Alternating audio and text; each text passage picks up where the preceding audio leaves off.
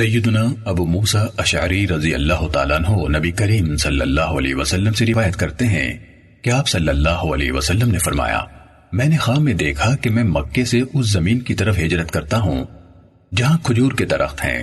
میرا گمان یمامہ اور حجر کی طرف کیا، لیکن وہ مدینہ نکلا جس کا نام یثرب بھی ہے۔ اور میں نے اپنے اسی خواب میں دیکھا کہ میں نے تلوار کو ہلایا تو وہ اوپر سے ٹوٹ گئی۔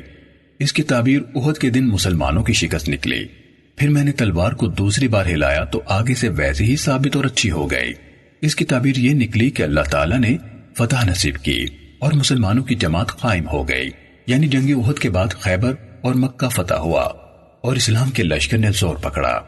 اور میں نے اسی خواب میں گائیں دیکھیں جو کاٹی جاتی تھیں، اور اللہ تعالیٰ بہتر ہے۔